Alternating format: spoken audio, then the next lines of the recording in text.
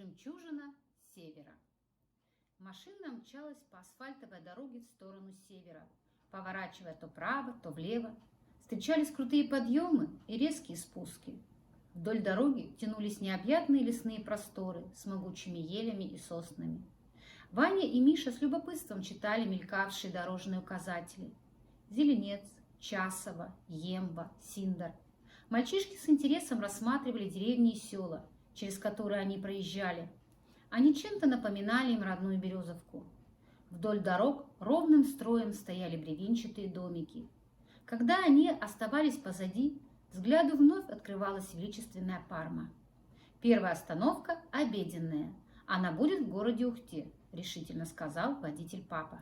«Ух ты! Мы скоро будем в Ухте!» – обрадовался Ваня.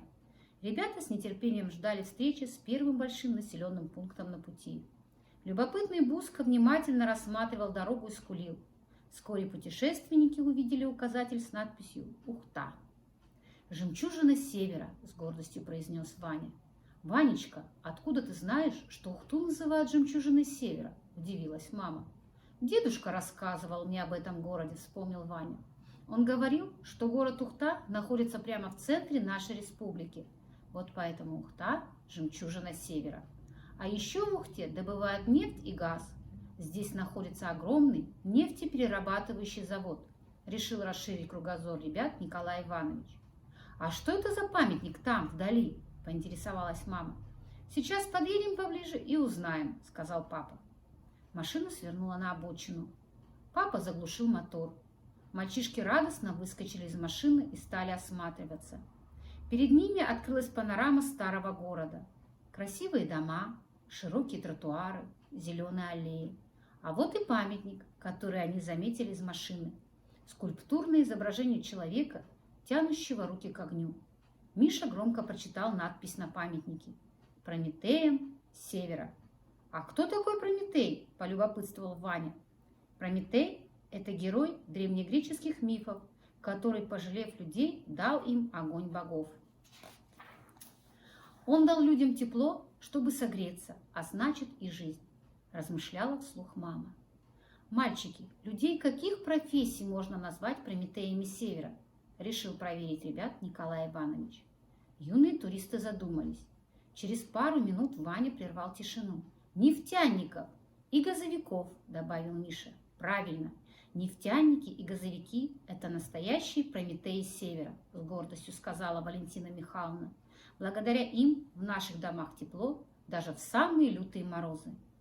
Закончив осматривать памятник, папа заявил: «Голодный путешественник – это не путешественник, с пустым желудком далеко не уедешь.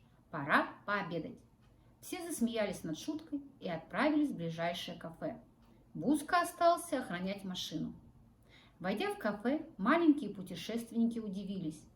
Помещение напоминало коми-крестьянский дом. На стене висели расписные прялки. Такие можно было видеть в сарае у деда с бабушкой. Здесь же были старинные фотографии из жизни охотников. На полу расстелены домотканные половики из разноцветных лоскутков. Как и в старину, на обеденном столе стояла керосиновая лампа. Ее теплый свет придавал помещению уют. К посетителям подошла девушка в традиционном коми-костюме, поздоровалась и спросила: «Что будете заказывать?» «Давайте что-нибудь из коми народной кухни», пролистав меню, сказала мама. Через некоторое время официантка принесла поднос с блюдами национальной кухни, расставила тарелки и пожелала приятного аппетита. Обед обещал быть вкусным и сытным. Наваристый мясной суп, оленина с отварным картофелем. На десерт варенье из морожки, шанги с творогом и клюквенный морс. Плотно пообедав, путешественники поблагодарили официантку. «Вы, наверное, туристы?» – поинтересовалась она. «Туристы-путешественники», – подтвердили мальчишки. «Мы едем на Урал в природный парк Юг-2. А в наше кафе часто заходят путешественники. Даже иностранцы у нас останавливаются. Все хотят увидеть красоту Северного Урала», – с гордостью призналась девушка и пожелала гостям счастливого пути. Ребятам хотелось больше узнать об Ухте, посмотреть город, но не было времени. Впереди долгая дорога. Выезжая из города, папа завернул на заправку, чтобы бензина хватило надолго. И снова